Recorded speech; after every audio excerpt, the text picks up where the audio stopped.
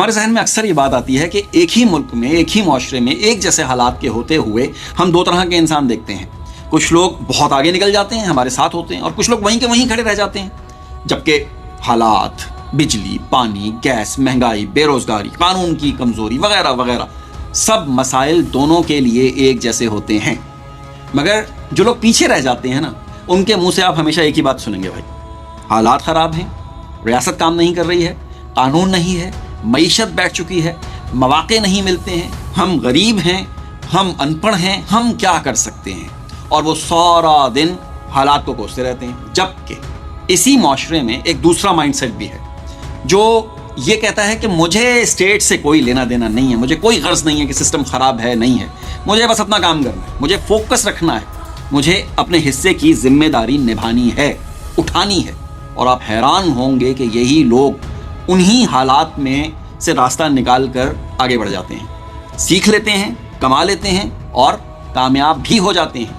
سوال یہ نہیں ہے کہ مسائل ہیں یا نہیں ہیں، سوال یہ ہے کہ آپ کا دماغ ان مسائل کو کس طرح سے دیکھ رہا ہے.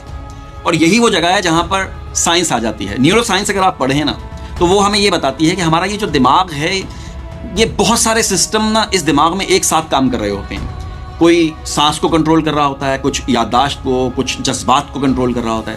اس میں نا ایک نہایت اہم نظام پتہ کون سا ہے؟ Reticular activating system. یہ ہمارے دماغ کا وہ حصہ ہوتا ہے جو ہر وقت فلٹریشن کا کام کر رہا ہوتا ہے، ہر چیزوں کو فلٹر کر رہا ہوتا ہے. یہ ہر وقت یہ فیصلہ کر رہا ہوتا ہے کہ ہمیں کیا دکھانا ہے، ہم کیا سنیں گے اور ہم کن باتوں کو مکمل طور پر نظر انداز کر دیں گے. آپ جانتے ہیں نا کہ ہمارے ارد گرد ہر وقت ہزاروں چیزیں چل رہی ہوتی ہیں، لیکن دماغ سب کچھ سنبھال نہیں سکتا. اسی لیے نا یہ سسٹم وہی چیز ہمارے اندر آنے دیتا ہے جنہیں ہم اہم سمجھتے ہیں.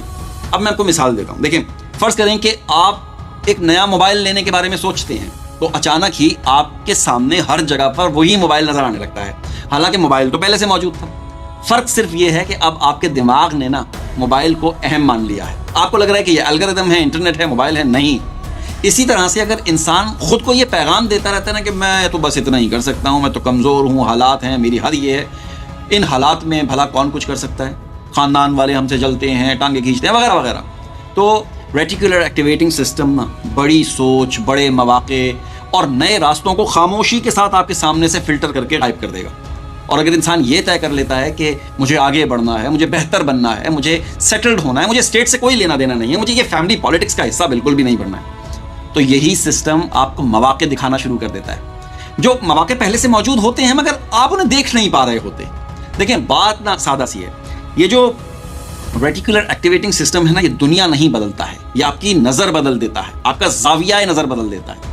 اور جب نظر بدل جاتی ہے تو زندگی خود بخود بدلنے لگ جاتی ہے. میں آپ کو ایک اور مثال دیتا ہوں. مثال کے طور پہ آپ کسی بڑے سے ہال میں داخل ہوتے ہیں، لوگ وہاں بہت سارے ہیں، شور ہے، آوازیں ہیں، لوگ باتیں کر رہے ہیں. اچانک سے نا ہجوم کے کسی کونے سے کوئی آپ کا نام لے لے تو آپ فوراً سے چونک جاتے ہیں کہ یار یہ میرا نام کس نے لیا ہے. اور وہ آواز آپ کو صاف سنائی دینے لگتی ہے. حالانکہ شور پہلے سے کم نہیں ہوا ہے، لوگ پہلے سے زیادہ خاموش نہیں ہوئے ہیں. بدلا ہے تو صرف یہ کہ آپ کے دماغ نے آپ کے نام کو اہم سمجھ لیا ہے اور باقی ساری آوازوں کو نا اس نے خود بخود بند کر دیا ہے. بالکل یہی کام ریٹیکولر ایکٹیویٹنگ سسٹم کرتا ہے. یہ دنیا کو خاموش نہیں کرتا ہے، یہ فیصلہ کرتا ہے کہ اس شور میں سے آپ کو کیا سنانا ہے. اور جو انسان اپنی زندگی کو بڑا بنانا چاہتا ہے وہ پہلے اپنے دماغ کو یہ سکھاتا ہے کہ کس آواز پر چونکنا ہے اور کس کو نظر انداز کر دینا ہے، کس انسان کو نظر انداز کر دینا ہے، کون سا معاملہ نظر انداز کرنا ہے. نہیں سمجھے؟ دیکھیں، جو آپ چاہتے ہیں نا دنیا آپ کو وہ نہیں دیتی ہے، آپ کو وہ دیتی ہے جو آپ ذہنی طور پر قبول کر چکے ہوتے ہیں. اسی لیے اگر آپ اپنی زندگی سے مطمئن نہیں ہیں تو حالات، لوگوں اور قسمت کو الزام دینے کے بجائے نا ایک لمحے کو روکیں اور دیکھیں کہ آپ کی سوچ کا دائرہ کتنا بڑا ہے.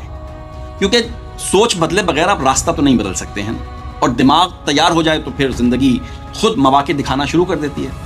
تو اگر آپ نے آگے بڑھنا ہے، بڑا بننا ہے، کامیاب ہونا ہے، تو پھر یہ جو جن چیزوں میں ہم الجھے ہوئے ہیں، ہم نے اپنے دماغ کو الجھایا ہوا ہے کہ یہ وجہ ہے، معاشرہ ہے، قانون ہے، ملک ہے، ریاست ہے، خاندان ہے، لوگ ہیں، بہن بھائی ہیں، رشتہ دار ہیں، ان کی وجہ سے بھائی ہم آگے نہیں بڑھ پا رہے، ورنہ تو ہم میں کوئی کمی نہیں، ہم تو محنت کرتے ہیں. تو پھر آپ وہیں کے وہیں کھڑے رہیں گے. جب تک آپ بھونکنے والوں کو پتھر مارتے رہیں گے آپ آگے نہیں بڑھ سکتے. جب تک آپ یہ سوچتے رہیں گے کہ یار نہیں ہوگا تو پھر واقعی ہی نہیں ہوگا. آپ کچھ دیکھ ہی نہیں پائیں گے, آپ کا دماغ بند کر دے گا سب کچھ. دیکھیں جب آپ پیڑ پہ چڑھتے ہیں نا کیری توڑنے کے لیے, آم توڑنے کے لیے, تو نیچے والے کو بتانا پڑتا ہے یار یہ تیرے سامنے لگا ہوا ہے, توڑنا بھائی. آپ کو نظر نہیں آ رہا ہوتا نا. کبھی کبھی آپ کا دماغ کہیں الجھا ہوتا ہے, آپ ایک فیصلہ کر رہے ہوتے ہیں, دنیا آپ کو سمجھا رہی ہوتی ہے, آپ نہیں سمجھتے, آپ کہتے ہیں نہیں. لیکن جب وہ فیصلے کے آپ کر چکتے ہیں, نتائج غلط آ جاتے ہیں, پھر آپ کہتے ہیں یار یہ مجھے لوگ بتا تو رہے تھے, مجھے سمجھ کیوں نہیں آیا اس وقت. یہ ہوتا ہے دماغ بند ہو جانا. دماغ کو کھولیں, ریٹیکولر ایکٹیویٹنگ سسٹم کو ایکٹیویٹ کریں.